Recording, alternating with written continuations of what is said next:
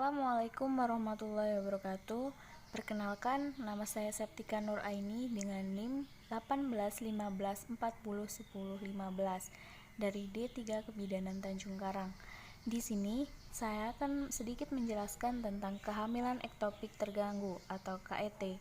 Langsung saja, di sini saya akan menjelaskan tentang pengertian KET itu sendiri. KET merupakan suatu kondisi kehamilan di luar kandungan di mana implantasinya yang seharusnya di dalam endometrium atau di uterus itu letaknya di luar uterus. Untuk kehamilan KET ini, apabila di dalam implantasinya itu dia kemudian pecah, ini sangat berbahaya sekali bagi kehamilan atau ibunya. Kemudian etiologi. Penyebab KET belum diketahui secara pasti, tapi berdasarkan buku Cunningham, etiologi KET terbagi menjadi 3, yaitu faktor mekanisme, faktor fungsional, dan faktor lain. Faktor mekanisme karena adanya infeksi saluran telur, kehamilan ektopik sebelumnya yang menyebabkan kehamilan ektopik selanjutnya, abortus, induksi yang dilakukan lebih dari sekali, adanya tumor, adanya endometriosis, adanya kelainan tumbuhnya embrio seperti adanya tuba yang sempit, panjang, dan berlekuk-lekuk. Itu adalah faktor-faktor mekanis yang mencegah atau menghambat perjalanan ovum yang telah dibuahi ke dalam kavum uteri. Kemudian faktor fungsional merupakan faktor yang memperlambat perjalanan ovum yang telah dibuahi ke dalam kavum uteri, seperti migrasi eksternal ovum dan migrasi internal ovum. Kemudian pada wanita yang hanya mempunyai satu ovarium, lalu adanya perubahan mobilitas dari tuba. Kemudian faktor lain yaitu kelainan zigot, yaitu kelainan kromosom ataupun malforasi. Adanya penggunaan hormon eksogen, eksterogen seperti pada kontrasepsi oral. Lalu adanya pembesaran ovarium, adanya pemakaian antibiotik pada infeksi tuba karena tuba akan menyempit jika diberi antibiotik. Lalu pada wanita usia kisaran 30 tahun. Kemudian gejala dan tanda-tandanya. Pada KET, gejala dan tandanya sukar didiagnosa, tapi hal ini tergantung juga lamanya dari kehamilan ektopik terganggu. Biasanya jika sudah lama, ibu akan mengalami perasaan sakit serta adanya perdarahan. Itu merupakan gejala dan tanda secara umum. Gejala dan tanda secara khusus, yang pertama adalah nyeri bahu.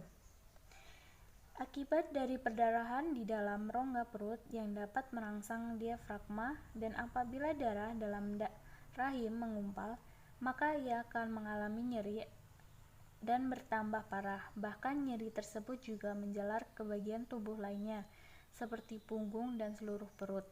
Kemudian perdarahan. Perdarahan pervaginam disebabkan oleh kematian janin, kemudian pelepasan dinding rahim terluar, dan adanya robekan dinding-dinding tuba, dan hal ini akibat dari gangguan dari pembentukan HCG. Darah yang keluar biasanya berwarna coklat ketuaan. Kemudian amenore. Tidak haid terjadi juga pada kehamilan normal, yaitu proses pematangan sel telur sudah terhenti ketika ibu sudah mengalami positif hamil. Tetapi amenore ini akan berlangsung hingga terjadinya kematian pada janin, robekan pada tuba. Kemudian nyeri pada perut bagian bawah. Paling utama gejalanya karena akibat peregangan dinding tuba ataupun ruptur tuba. Nyeri ini dirasakan ibu secara berbeda-beda, tergantung penyebabnya. Biasanya nyeri ruptur tuba itu membuat ibu sampai pingsan. Tapi apabila janin itu tidak terlalu besar, nyeri hanya disebabkan karena peregangan dinding tuba.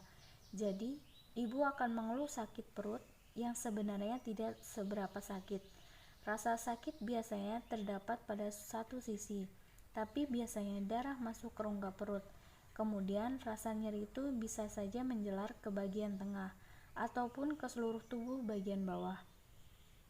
Rasa nyeri juga terjadi pada kavum Douglas. Karena ini tempat kosong di antara vagina dan anus.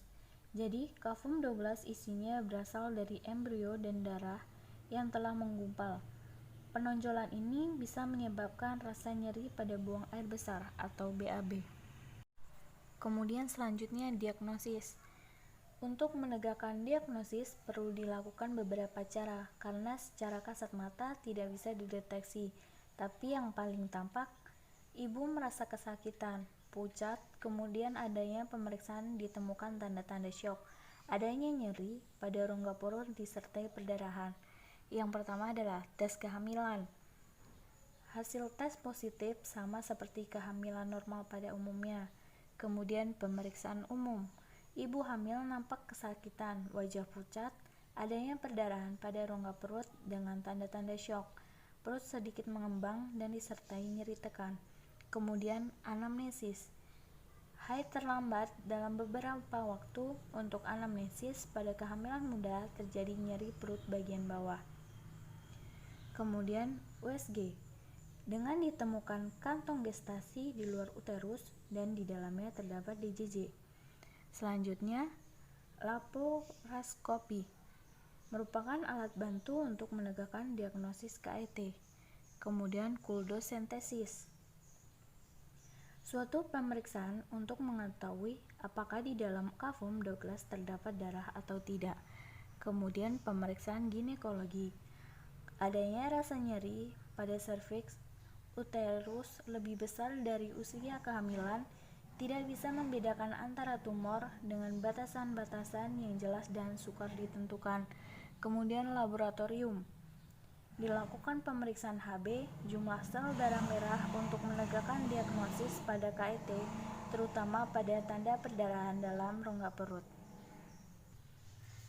Itulah sedikit penjelasan dari saya. Mohon maaf apabila terdapat salah kata. Saya akhiri. Wassalamualaikum warahmatullahi wabarakatuh.